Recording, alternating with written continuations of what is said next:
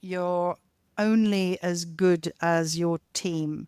Hmm. And in the early days, I thought, I've got to do it all myself. I'm the only one who can do it the right way. And actually, that's exhausting as a leader. And you have got to learn to trust good people who've got skill sets that you don't have and acknowledge that and let them fly.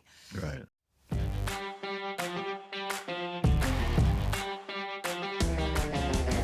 Welcome to Behind the Screens, conversations with background screening pros. I'm Les Rosen, your host, and I'm excited to have you here. On this podcast, we chat with the people who know the background screening world inside and out. Executives, industry experts, legal pros, and more. We dive into their personal stories and insights to give you a real look at what's happening behind the scenes. Whether you work in the screening industry or are just curious, Behind the Screens bring you the real, unfiltered conversations from the people who make it all happen. Stick around for stories you won't hear anywhere else.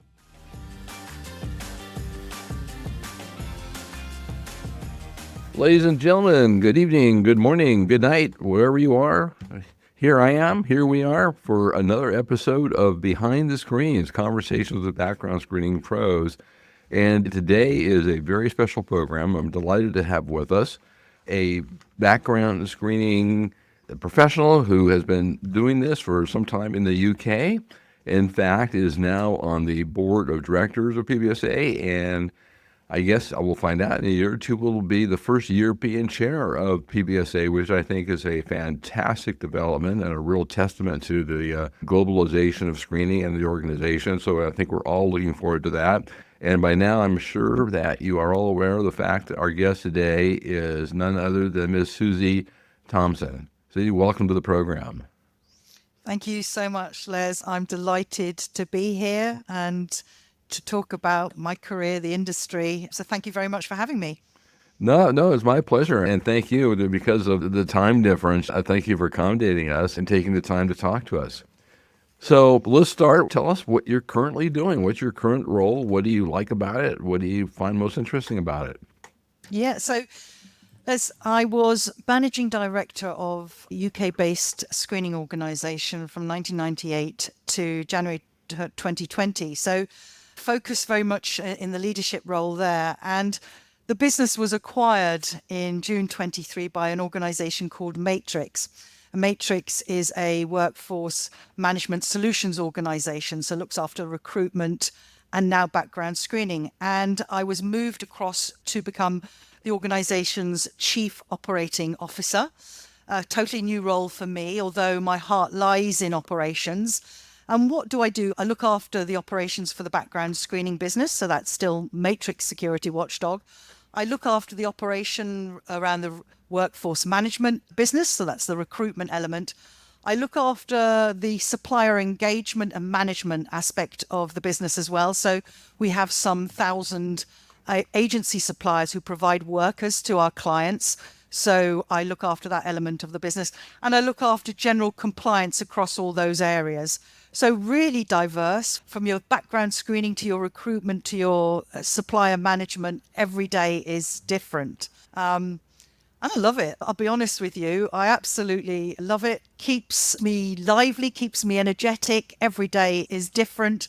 I'm learning so much about the recruitment element of the business because as a hardcore background screener, it's a completely different world and different type of individual who works in that role. And I've had to learn how to work in that particular environment, ecosystem. So every day's a learning day for me, and I'm loving it. I really do enjoy working with people in an environment that has growth at its core. And Matrix as a tech-enabled business, looking at ways in which to do things faster, to do things more compliantly, etc., just excites me. Their lens at how they run their business. So I'm listening to your list of things you're looking after. Boy, you're doing a lot of looking after. That's a large portfolio of things you have going there. That keeps it interesting. It really does. Listen, it's hard work. I won't deny it. The background screening element of the business is running, ticking over beautifully. The recruitment side of the business is daily change, movement, new ways of doing things. So you have to keep up with the pace. And that's that was quite a challenge to begin with, but definitely I'm pacey now. People would call me Pacey Les. What I really like about what you just described too is that a lot of us who have spent so much time in background screening, we're background screening centric, and don't always have the view that you're now getting of how background screening fits into the greater ecosystem. And we're just one part of it, and then there's so much else that revolves around it. You get to see the whole picture. You do. And as a relative sort of the new company joining Matrix, established recruitment business or workforce management solutions business, we all had to learn very quickly as to what the core business was all about, what the service offering, what was the value, and where did we fit into that food chain, so to speak. So yeah, I mean, there are terms today that are used where I'm scratching my head going, I don't have a Scooby-Doo about what that means. But you know what? You can ask an expert and you're learning all the time. It's a fascinating business.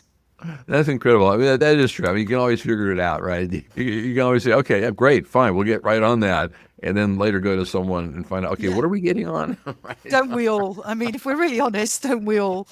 Yeah, exactly.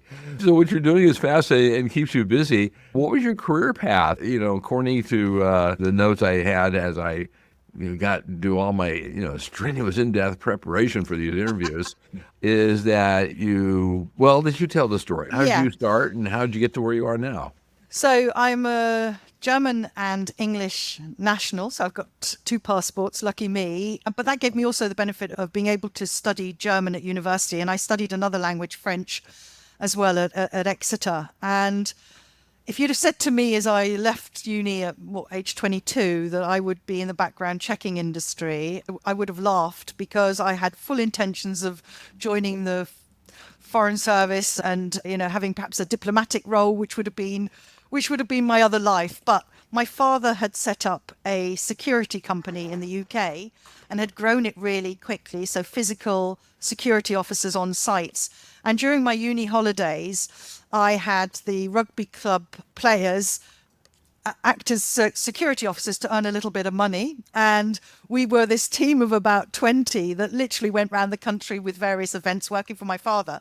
So that when it came to the point that I was leaving university and scratching my head about what should I do, should I go for the Foreign Office, my dad said, look, I'd love you to come and work for me. And I thought, okay, it's a family affair, so let's do that. And I got really involved in this particular security company, watched it grow, watched it sell to Pinkertons and then later on Securicor, and saw how a business grew right from grassroots level. So I was really lucky to undertake most roles in the organization, starting right from the bottom, doing the filing. I became a PA, I became marketing manager, operations, whatever it took, I was involved. I can remember Dad saying, I've got a really great job for you. Why don't you set up a recruitment shop in Hammersmith? And, people can come off the streets. I said, Dad, I don't know anything about recruitment. You're putting me in this role. And I can remember sitting there on a Saturday as people were trotting into my shop front, thinking, how did I get myself into this position? But it helped me grow and helped me learn so much about people and how to interact with them and how to motivate them and how to nurture them through their career. So that when Dad left Pinkertons, he said, right, I've got this idea about setting up Security Watchdog. And I said, that's a strange name. How did you think of that? He said, I thought about it in the shower and I think it's a brilliant name. And I think we should be an auditing body for the security industry. And I said, right, okay. He said, will you come with me? And I said, Dad, this is my one moment where I could perhaps join the Foreign Office. He said, oh, please come with me. So off we went and we set up this auditing body, and background checking was just a single business stream of that particular body. We were auditing guarding companies around the UK, reporting back to MDs and stating, did you know that security officer had potentially not had a visit for 6 months, etc. So the audit reports had real value. And as a result of doing those audit reports, we also identified that perhaps at that time, security officers were not being screened as they should have been, according to the British standard. So we said, right, let's set up a screening entity and see what we can do to improve the industry. And that was the winner. That was the winning card. And that raced forward. And we couldn't afford my brother because he was doing very well in his recruitment career. And when we could afford my brother, we said, would you like to come over to us and become our salesperson? And so the three amigos set off, and we did really well in the industry. And 2012, Capita PLC, one of the largest PLCs in the UK, wanted to buy a screening business, and they approached us, and we weren't prepped for sale. I mean, we were just enjoying the ride, to be honest with you. We're having such fun. And we then thought, you know what, Dad's done his stint. He's in his 70s. Let's sell. And we joined Capita, a great experience to work in a corporate, from that entrepreneurial space that we'd been in into corporate, learning the way in which corporates work and how they tick. And then in 23, Capita decided to divest of a number of companies, ours being one of them, and we were then acquired by Matrix. And I was still MD of Security Watchdog. And then, as I said, in 2024, January, I became COO. So mine has been a life of service to Security Watchdog, and it has been my baby. And with my dad, my brother no longer with us, it's even been more precious to me. But in my new role, I've been able to kind of cut the cord a wee bit and expand my kind of lens across a wider portfolio of services. So yeah, that's it. And it's been such fun. It really has. I've loved every minute of it. Those early days were so exciting. Every time you won a contract, you'd have a party. That's just how it was. So yeah, I loved it. Oh, that's a great story. What a path. So you said you were MD, so I guess that's managing director, and then that's right. Yes. Right. Okay. Exactly. And COO, and that brings us up to today. So when you get to look out for all those things you described on a daily basis. Yeah, and it was an interesting thing becoming MD, because my brother and my father were previous officers in the military, and one would have expected that they would have stepped up into the role, and they both voted me in. And, I was surprised by that, but I suppose I've always had, as a result of my learning, doing every single role and working at entry level, I suppose I saw all aspects of a business, and they felt that I was best aligned to the MD role. And I sort of slotted into it quite naturally without necessarily lauding it in my position. It's always been very democratic. Yeah. My leadership's been democratic. Yeah, there's so many career paths, and I mean, you don't always get to choose your career path, but a career path that you described where you start from the beginning, which is similar to mine, where you do everything. You're the chief cook and bottle washer, Yeah. and you take out the trash, and you call the clients and write you do it all. Yeah. It's just, what a way to learn everything from the bottom up and to really know it. Yeah. And that's a real advantage, I think. Yeah. That's fantastic. Well, you obviously have gone through a lot since graduating at 22 with your degrees and going on the career paths that you went on. And I bet you have some great stories about some of the security things. Maybe we'll have some time to get to one of those. But I mean, given all that, what's an early lesson that you learned, in business that has sort of stuck with you to this day and kind of guides you that comes to mind? I think the best lesson for me was you're only as good as your team. Mm-hmm. And in the early days, I thought, I've got to do it all myself. I'm the only one who can do it the right way. And actually, that's exhausting as a leader. And you have got to learn to trust good people who've got skill sets that you don't have, and acknowledge that and let them fly. Right. And I think there was a point in my career where I thought, I'm sinking here, because I'm doing it all. And yet I'm surrounded by such talent, and they're looking at me going, hand it over. And my advice would be, recognize your talent and let them grow. And thankfully, I recognize that early doors, and that's always been my philosophy. You've got good people, let them fly, you learn from them. And that's worked for me. And I think another one is, don't get too proud.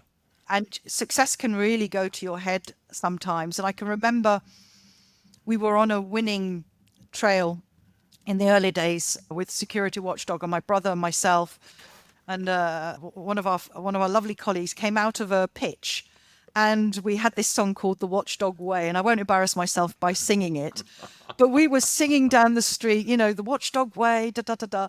And it was a false conclusion that we had made as a result of the way in which we'd pitched that we had won the work. And so when we were told that on that occasion we hadn't been selected, the shock was immense. And we had to dust ourselves down and really consider that perhaps we'd walked in there slightly too proud and too boastful about what we'd achieved. And actually, you need to show humility. And that for me was a big lesson. Show humility, be humble, and don't be too proud, because pride comes before a fall. And we learned that one on that occasion. Well, those are two great lessons. I mean, the first lesson I think every founder eventually learns, it's not your job to do the job, it's your job to make sure the job is done. And then when you realize that other people can do it as well. And sometimes, usually, oftentimes better, because that's what they're focused on. Right. And I really like the idea about humility, because sometimes, you get, it's like, oh my God, everything's going my way. And suddenly karma has a way of saying, calm down. That's so true. So true, Liz. Yeah. And then it makes you think and reconsider, and it makes you better. It does. So it's amazing. Yeah. So you obviously had lots of options, lots of directions you could have gone and could still go. What's your passion about the screening industry and the work you're doing that not only kept you in it, but obviously energizes you every day, and it keeps you involved and engaged and looking forward to every day? Yeah, it's a good question. I think, it's corny. It sounds corny that I say this, but it is the people. And I suppose it's the kind of teacher, nurturer in me that really enjoys seeing great people become hugely successful and very inspiring leaders. And I love taking people on a journey of learning and how to treat people properly in the industry, how to gain respect, how to motivate when all the chips are down, how to say, we can do this, how to create belief. And I think this is an industry where you can have a great day followed by a bad day followed by a great day. It's so inconsistent because things sort of fire at you from every angle. And for me, it has been just teaching my team resilience and enabling them to handle any situation in a really calm way. And that's what I love about the industry, that the people that I work with, that I've seen grow and have been hugely successful. And you could probably say that for any industry, but I think you just, there's a camaraderie and a really collegiate feel in this industry where you're in the trenches together. And that's what I love. Oh, that's fantastic. Do you have any great stories from your early days you would travel around to rugby games and basically did investigations? Any great war stories you want to share? God, absolutely. I can share one. So as we were growing Security Watchdog, part of our service offering was due diligence, and we quickly became known as individuals that could carry out due diligence on companies that wished to be acquired.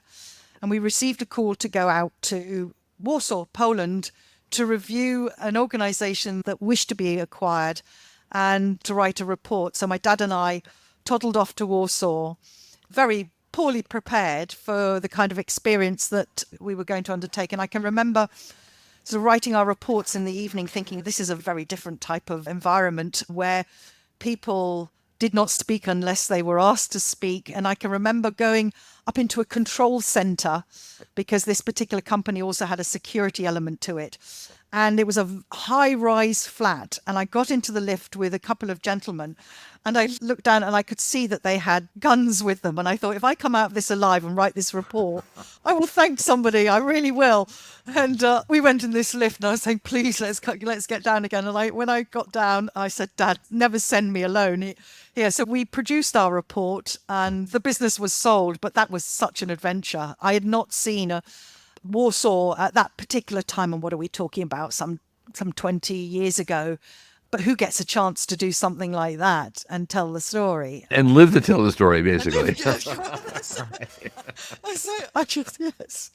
Very true, very true. So there was a happy ending because we're here today talking, but all right. Very happy ending. And with my university friends, many of whom are now leaders in various different businesses across the globe, I can remember in the evenings where we were security officers looking after a particular event. And because these chaps were so fit, after a 12-hour stint and us walking back to our digs in the evening once we'd completed our work, they would be a lively bunch. So they were doing backflips in the streets, sort of. And the chairman of the company at that particular time drove past to see all these security officers doing backflips in the street. So my dad was hauled in the next morning to say, can there be some decorum, please? And it's stories like that you just will never forget, because we had such a hoot and we didn't realize that Dad got into trouble until afterwards. Right. I mean, the idea of doing a backflip at all, much less after a 12-hour stint. Right. That's pretty amazing. Well, I mean, you have such a perspective of the screening industry. One of the questions I ask are changes and challenges, just top of mind, maybe 10 or 15 seconds. What's like the biggest changes and just boom, any challenge that you see in the industry going forward, given your history and your perspective? I think the biggest change has been the pace of technology and keeping abreast with that technology. It appears to change every single month, and it's hard for organizations to absorb the information around what you can and can't do with AI. What technology are clients asking for? And I think also the very fact that clients are so much more, end users are so much more informed than they ever have been. When I started off in this industry, you'd probably pick up the phone to say, yep, candidate cleared. And that would be enough. They didn't require anything else. They took your word. Now, there's got to be evidence. There's got to be a really fast, seamless experience for the candidate. And that requires advances in technology all the time. Right. That's what I'm seeing is the biggest sort of change. And with it, a challenge as well. In my early days, we had one developer. We would go in, we would give the developer the spec to say this needs changing, etc. Now, the technical debt of an organization and the requirement to invest hugely into keeping up with the pace, I think that is challenging, and yet to secure profit at the same time, Right. That for me is an interesting dynamic. Well, I've actually come up with, I just named it Rosen's Rule, and a formula for figuring out how many IT people an organization needs. And the answer is 10 more than you currently have. That's all. It's just that simple. Whatever you have, you need 10 more. Right. Yeah, and it was interesting. I went to one PBSA conference where I asked a number of exhibitors, what's the secret sauce in the US? How do you remain so successful and bring on board clients and grow quickly? And they said, for some of us, it's having an internal IT team. And that is really laser focused on integrations with partners, etc. And when I took that back to the UK, there wasn't, certainly in my environment, that appetite to have that internal team. And I think that's something that every organization should have. But a lot of us outsource the requirement to specialist teams to develop, etc. And that comes at a cost. So again, how to keep that all under control I think is a challenge. It's a tricky business. I mean, balancing it all at the end of the day. And everyone finds a different path, and it all seems to work out. So with everything we talked about, and we're going to pivot to your role in PBSA, which I think is just fascinating. But looking back at all the wonderful things you described, is there a accomplishment or achievement that stands out in your mind or brings a smile to your face as you look back over your career? I'm sure there's a lot, but it's only an hour show, so maybe just one or two. Yeah, I do think being notified that I was to be awarded the Secretary-Treasurer role and future chair of the PBSA was a huge moment for me, where I was truly taken back that so many people had belief in me that I was able to do that role. And again, that's me being humble, because I realized that I would be the first European, and that was a big honor, a huge honor. And I remember the moment, in your memory, you remember certain moments and you can flash back to the actual visual. I remember the moment that I was told, and I sort of went running to my husband and went, can you believe this? Really? I mean, it's just crazy. That was a really proud moment. I think being an entrepreneur at heart, the moment that we won in the early days, our first major contract. And you've got to remember we were 3 people strong. and we had invited one of the largest telecommunication organizations in the world to our offices, and they liked what they saw, and they saw that as a team we had integrity and that we would bend over backwards to service them. So when we got that call to say, we want to go with you, but we realize that you are really small as an organization and we're taking a huge risk. So if ever we pull the contract and your business fails, we want no recourse at all. And we just, I mean, the party that we had after that, Les, that was a moment that we thought, God, we've made it. And from that moment, doors opened. And the final, just thinking about a really particular one, when I received a phone call from a royal establishment, shall we say, asking me to undertake ID and right to work training for some of their staff. And I can remember getting this call and thinking it was my brother, teasing me and saying something completely inappropriate on the phone to my brother to stop messing around. And then realizing it was for real. And that experience at that royal establishment was something I will never forget. Who gets the chance to go to the inside? And I carried out the ID and right to work training, and that will forever be in my memory. And that was a hugely proud moment. I thought, well, God, I think we have made it. Wow. So, yeah, some lovely firsts there. And I think for me, firsts are always really proud moments. Oh, those are fantastic. What great memories. And I love all the stories. We'll get to the PBSA one shortly, but, getting the news of your first big win, particularly when you're smaller and you're possibly up against, much bigger players, but they see the magic in you and what you have that's special. That's a real special experience. Les, it's an interesting one. They saw the magic, but they probably didn't see the sacrifice when you start off as an organization. Dad didn't earn for 2 years. I didn't earn for a year. I think we had £20,000 in our budget, which was a vast fortune then. And we spent every penny on marketing so that people thought when they looked at Security Watchdog, they thought, wow, this must be some huge organization because we were everywhere. And it paid off, but it was hard. It was tough work. I love that approach. Is that movie? I mean, I'm dating myself, but The Mouse That Roared. I mean, making yourself look, huge by a very clever use of, whatever media you have at the time. And so, all right, and then of course, the part you're leaving out, I'm sure, is that you guys performed beautifully and satisfied the contract, and then the rest is history. So that's fantastic. Absolutely right. That's it. And I won't pry. I won't ask you about the royal establishment, but I'm sure there's a great story there too. So that's great. So let's go back to the first one you mentioned, that when you were nominated or appointed as Secretary Treasurer, and the way, as I understand it now, as PBSA works, is you're Secretary Treasurer, then you go to Chair-elect, and then you become the Chair of PBSA, which has now become sort of the international board that oversees, I guess, APAC, Canada, Europe, Africa. So how'd that come about? Tell us about that. Yeah, so when PBSA sort of established itself in Europe some 10 years ago, I can remember one of my colleagues saying, this is absolutely fantastic association. You need to get involved. And I said, look, I'm too busy to get involved. You get involved by all means, but I've got to keep this business running. And it was about 5-6 years ago where I suddenly thought, hang about, I need to give back. I want to get involved in a bigger play. So I joined the Europe Council and became chair of the Europe Council and started working really closely with the US and really enjoyed the learning and the insights that I could bring to the UK at that particular time, because US has always been, we've always thought the US 5 to 10 years ahead of us.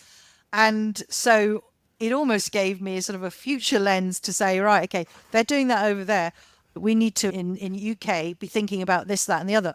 And so for me, that was so insightful. And rubbing shoulders with like-minded leaders who had the best intent for the industry, who wanted to underpin the professionalism of the industry and keep it safe, that for me was hugely exciting as well. And my organization, I've kept it safe for 27 years. And that is as a result of the learning from my colleagues within the PBSA. I love the diversity, and I've learned so much about diversity. I mean, you'd imagine me being half German, half English. I have German and English days, so diversity should come naturally. But actually, the diversity of skills and knowledge and input, especially on the board, is exciting.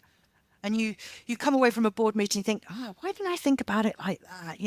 Or God, he or she is particularly articulate. I wish I could be like that. Let me learn a bit from them, And I think that's, as a leader, it's quite hard to continue growing without some kind of outside influence and I suppose the PBSA has been my mentor without that tag, but it has mentored me and developed me as a leader. I've learned from others that I've come into communication with. Oh, that's fantastic. So you started off, you joined, you volunteered, you got involved, and then you took on the role of chair of the European Council, right? Yeah. Okay. And then from there, you were nominated or board member. The full member of the PBS board, sort of like the mothership board now. Yeah. And now you're on your way to being chair of the whole darn thing, you're chairman of screening worldwide. Right. I know. This is a scary thought, isn't it, Les? I mean, no, not at all. I'm very happy to have you as a future chair. Well, that's so kind. I mean, what I enjoyed as part of the Europe Chair, now Europe and Africa Council, was in the early days, we would put together annual conferences, and it was all volunteering, and we'd sort of meet up every 2 weeks and work out exactly what we had to do. And it, I suppose, was useful for me that, as I mentioned to you beforehand, Dad had made me do every single job under the sun. So I was also PR and event manager for his previous organization. So I knew how to run an event. So that came in really useful. And we set up a really good kind of baseline for future European events. The last one in Paris was absolutely exceptional, undertaken by a different chair. But we've improved year on year. And I suppose my part in it was helping to establish those early ones that perhaps weren't as slick, but we got people together and we really collaborated. Oh, that's fantastic. So you'll take over as chair. So this year you're secretary treasurer, the next year you'll be chair-elect, and then the year after is you have the gavel. You're the leader. That's it. Right. That's it. So much to learn. No, it's fantastic. Well, I think, as the first chair, years ago, looking at it now, thinking we're now international, have a European chair, to me is just absolutely fantastic and beyond anything I could have hoped for. So congratulations. Thank you, Les. That means a lot. Thank you. That's going to be wonderful. So I think we've already covered this, but it's on my list. So, and I'm a sucker for lists. So, I think we've covered how PBSA has influenced your career. Is there anything we left out on that one? No, I think the only thing I would add is that I talked about great colleagues that I've worked with in the industry, and I've encouraged them to get involved in the PBSA as well, because for their development, where I can see some really great raw talent there, it's really good exposure. The PBSA gives you exposure. It finesses you. It teaches you how to look at things in a different way. And actually, you make some amazing friends. That's the bit that just astounded me, that, I've got so many good friends in the industry who've got my back, and yet we are competitors, which, where would you get that in any other industry? I mean, really, I've encouraged these individuals to join the PBSA and grow. That's what I would say has been a real bonus for me, because they needed external exposure. This has been the school for them to learn and become really great leaders. And I think one of the advantages, I'm just thinking out loud, not only will you be a tremendous chair, but the fact that there's a European chair, I think will encourage folks outside the U.S. to think, well, the PBSA is not just a U.S. organization; it's a worldwide organization, and it's very globalized. And exactly, that's really important. It's so true, Des, and I'm trying to encourage youngsters to step in and with leadership roles to have a place as well, so that we've got. Not only have we got seasoned experience, veterans like you and I, but you've got the new thinking coming in, the new blood that is that fast-paced lens. That's needed. Right. I mean, folks with a whole new way of looking at things, so that's great. Well, let's pivot away. This has been great, but let's talk about life outside of screening. All right. Sometimes we forget, oh, yeah, right. There is the rest of the day. There are things we do that don't have anything to do with background screening. What is it you do outside of background screening? And whatever you want to tell us is great in terms of hobbies or interests or things for fun or family or friends or enemies or whatever you want to talk about.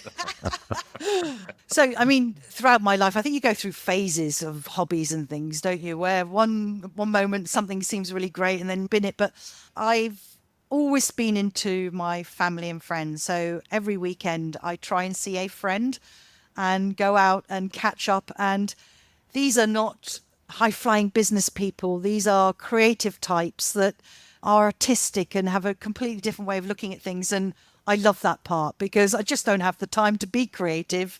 So I get my feed that way. My family is hugely important to me. Having lost my brother and my father, Yeah, you know, sorry. I'm the kind of matriarch now of the family. So that's, I've got one other brother who's a CEO in abroad, but I have to look after the family here in the UK. So that takes up a bit of my time.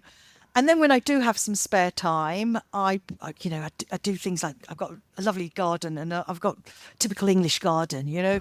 I'm out there watering the plants in the evening and as you can imagine, and I'm really proud to say, you're probably wondering what this funny little stick thing behind me is. Today, Les, I got myself a one of these machines that you walk, a treadmill, and it's my new focus on getting really fit for the sort of for the next stage of my career. So that's where I am at. So yeah, I'm kept busy.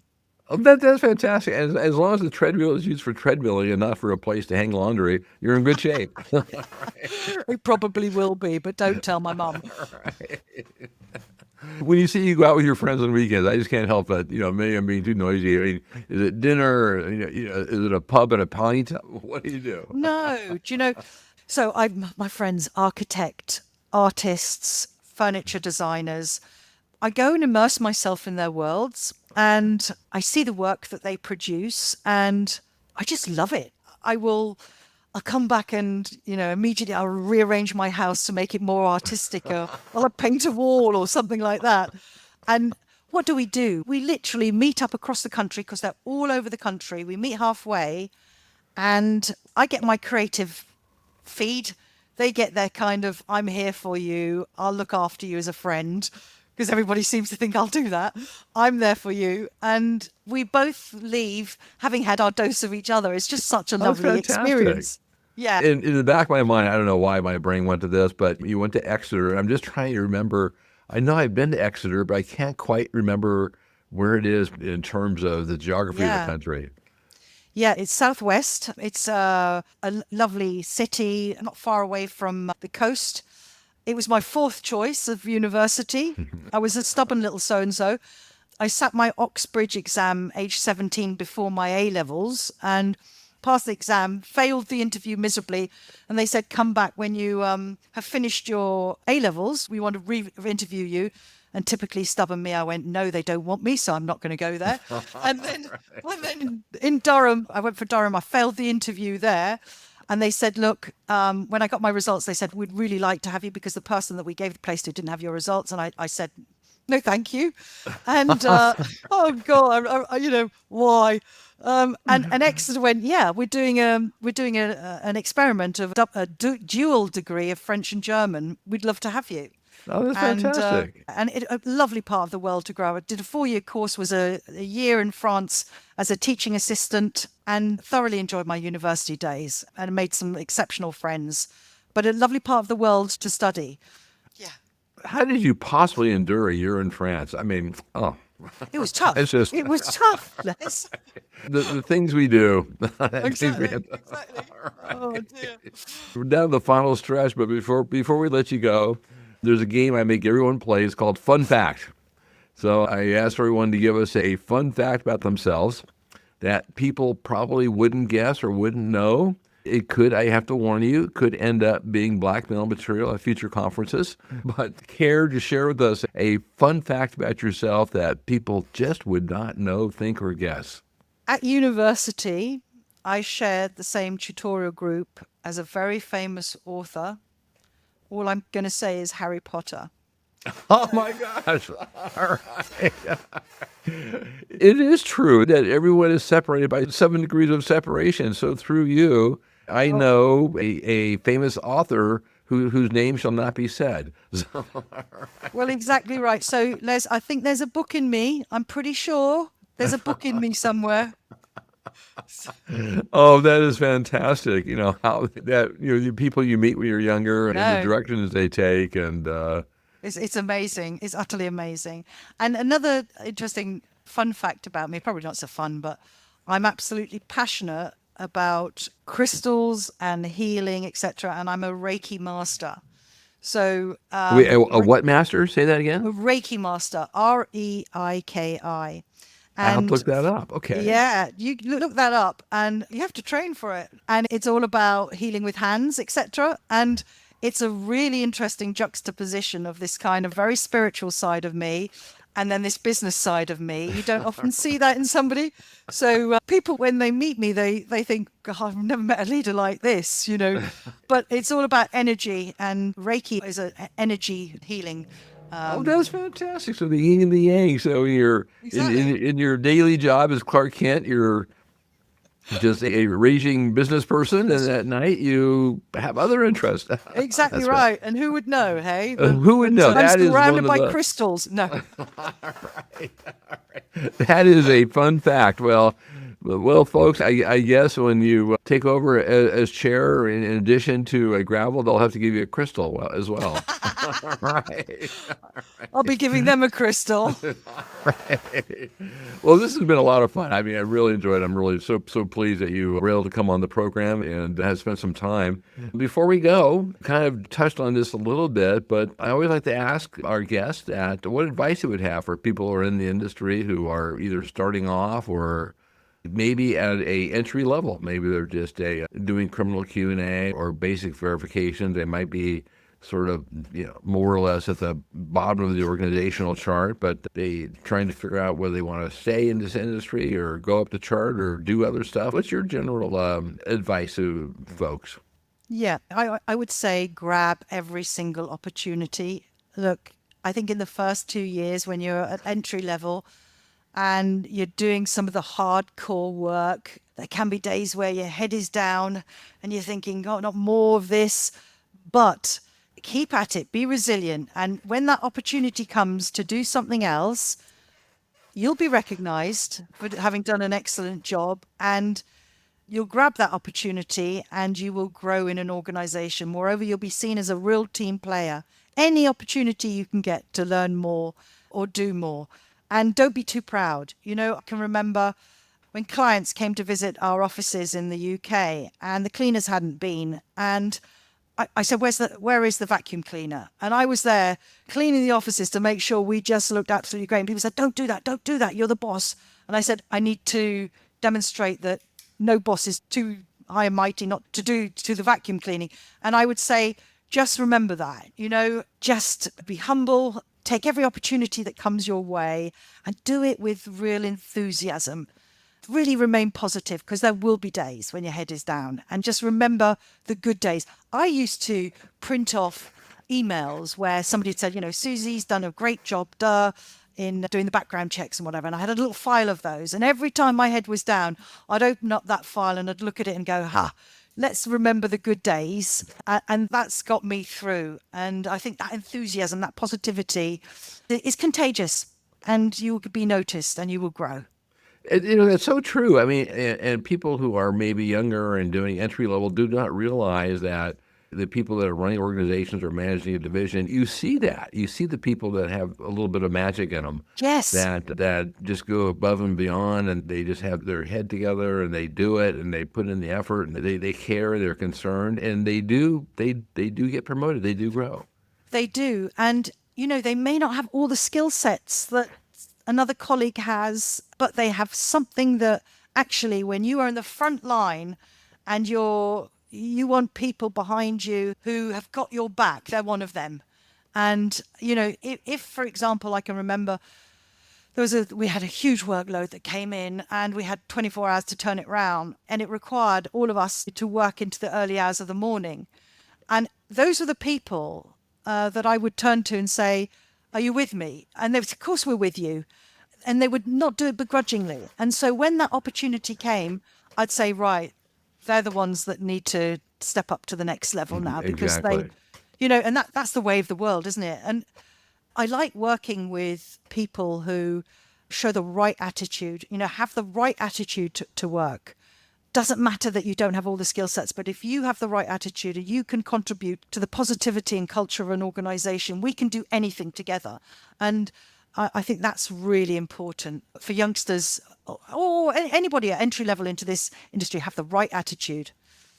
That's so true. There's a book that we used a lot called Traction, and they have a management system, and their hiring process was you look at three things. Do they get it? In other words, do they understand it? Do they want to do it? And do they either have the skills or can they get the skills? Because you can always train. You can't train someone to be on the ball and to have the right attitude, but you can train someone to do the job. And so that's the least important thing. I couldn't agree more. And it's interesting, Les, some of the best people that I've worked with have been, let's say, I can remember several musicians who stepped into our industry and they just got it. They just got it. People with neurodiversity, dealing with data, they were exceptional, really exceptional. And people from the retail trade moved from an entry-level role in the retail trade into our industry. They just loved their customers. And those are the things that together as a team, when you've got that, you're going to win, aren't you? You are. And you can always train them about background checks, but you can't train them to do the right thing. And you're so right. It's so interesting that people from different disciplines just have the mindset to do what we need to do. And it's unpredictable. And someone will come in, it's like, well, and you're right, they just inherently get the concept, and then you can give them the training. And it's just so anyway, this has been so interesting, but I do want to let you go because it's late, and you're in London now, right? I've got to water my garden, Les. Oh my God, okay. I don't want an English garden to go to waste because of me. That would be a sin. But before we go, I'm going to do what we always end the program with. I'm going to give you the last word. Anything you want to add or say, the floor is yours. I would say this is a fantastic industry. I'm honored to play a part in it, and I'm really excited for the future and seeing future colleagues grow in it. That's fantastic. And ladies and gentlemen, this has been another episode of Behind the Screens. Our special guest today was Susie Thomson, who is going to be the first European chair of PBSA, I guess, in a couple of years, and which is a fantastic compliment both to her and to the organization, something we can all look forward to. And I invite you to listen in to future episodes of Behind the Screens coming your way soon. Thank you for listening. Appreciate it. Thank you, Les.